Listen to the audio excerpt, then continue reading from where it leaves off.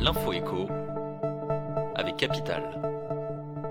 Le chiffre du jour, 5 milliards de dollars, c'est l'amende record dont pourrait écoper Facebook en raison de ses manquements en matière de protection des données personnelles. Selon plusieurs médias américains, cette amende ferait partie d'un accord à l'amiable passé avec un régulateur américain, la Commission fédérale du commerce. Aucun détail n'a vraiment filtré sur l'accord, mais il devrait aussi comporter une série de restrictions sur la façon dont Facebook utilise les données personnelles de ses utilisateurs. Le coup de gueule du jour est poussé par Nicole Klein. Après les récentes révélations de Mediapart, la haut fonctionnaire a été limogée de son poste de directrice de cabinet par le ministre de la Transition écologique, François de Rugy. Dans un entretien à Ouest France, l'ex-Dircable tacle son ancien patron.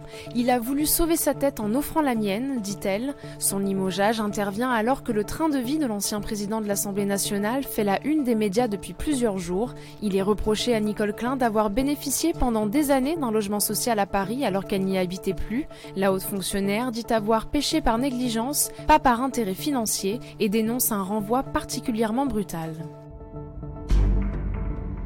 On continue avec les suppressions de postes chez les fonctionnaires d'État. Il semblerait que le gouvernement ait au final décidé de faire marche arrière. Bercy avait pour objectif de supprimer 50 000 de ces postes publics, mais selon plusieurs sources concordantes relayées par la presse, le gouvernement a revu ses prétentions à la baisse. L'exécutif table désormais sur la suppression de 15 000 postes de fonctionnaires d'État d'ici 2022. Selon le secrétaire d'État chargé de la fonction publique, Olivier Dussopt, il s'agit là de l'application des engagements d'Emmanuel Macron pris le 25 avril dernier lors de l'annonce du moratoire sur les fermetures d'écoles et d'hôpitaux.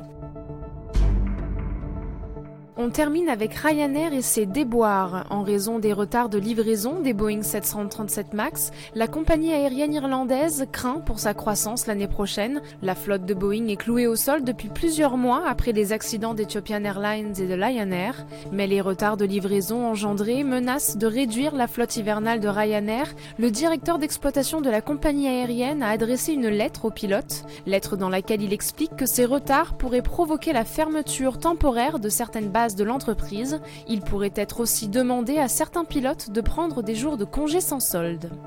C'était l'info écho avec Capital.